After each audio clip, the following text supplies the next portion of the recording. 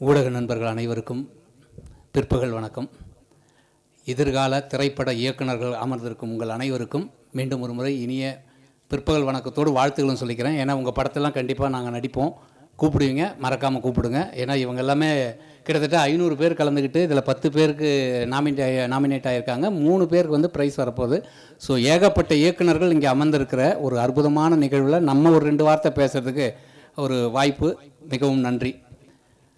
நம்ம hero sir, producer sir, அவரை பார்க்குறது நான் மிகைப்படுத்தி சொல்ல, ஒரு உதாரணத்துக்காக சொல்கிறேன்.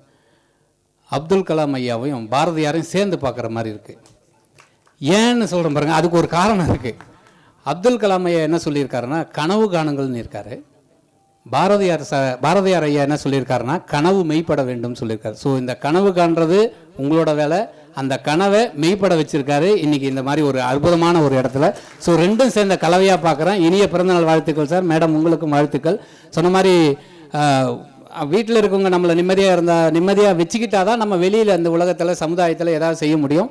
அதுபோல் இருக்கிறதுனால தான் இவ்வளோ சிறப்பாக படமும் பண்ணியிருக்கீங்க, ப்ரொடியூசராகவும் ஆகிருக்கீங்க, பெரிய கம்பெனி ஆரம்பிச்சிருக்கீங்க, பல பேருக்கு வாய்ப்புகள் தரீங்க. மனமார்ந்த வாழ்த்துக்கள். அவரை பற்றி இன்னொரு 2 வார்த்தை பாட்டாக சொன்னால் நீங்கள் யாரும் கோச்சிக்க மாட்டீங்கன்னு நினைக்கிறேன். நான் எங்கே போனாலும் பாட்டு பாடிடுறாங்க, இப்போ கேட்டுறேன். அதனால் 2 லைன். இவர் வந்து எம்மதமும் சம்மதம் அப்படின்ற மாதிரி தான் இவர். நானும் ஒர்க் பண்ணியிருக்கேன் அவர் கூட அந்த படத்தில், ஃபஸ்ட்டு படத்தில். அது ஒரு காரணத்துக்காக நிற்கிது, வந்துடும் மிக விரைவில். அவர் ஹீரோவை பண்ணியிருக்காரு, டபுள் ஆக்ஷனில் பண்ணியிருக்காரு. கதெல்லாம் சொல்லலை, ஒன்லைன் மட்டும் சொல்ல. டபுள் ஆக்ஷன் அவரோட ஃப்ரெண்டாக நான் பண்ணியிருக்கேன்.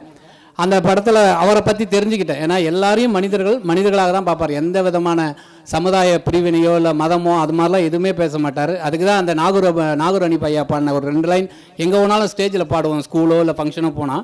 அதை இந்த இடத்துல பாடினா இது இவருக்காக ஒரு பிறந்த நாளுக்காக இருக்கட்டும் அப்படின்றதுனால வாய்ஸ் நல்லா இருக்காது. இந்த மைக்கு எனக்கு பேசிக்காக வாய்ஸ் நல்லா இருக்காது. இதுவும் இந்த எக்கோலாம் வைக்க முடியாது. ஆனால் கார்ட்லெஸ் மைக்கில் நல்லா இருக்குமானே, இது போடாவா தலைவா? அப்படிலாம் சொல்லாதீங்க தலைவா, அசிங்கப்படுத்தாதீங்க தலைவா.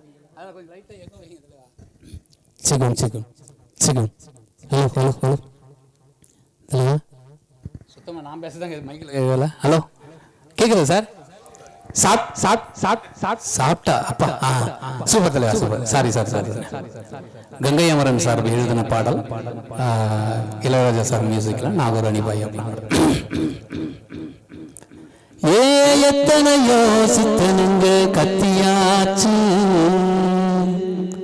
கத்தி தொண்டவண்ணி வத்தியாச்சு, மொத்தமாக சொன்னதுதான் போரலையா, சுத்தமாக காதுலதான் ஏறலையா.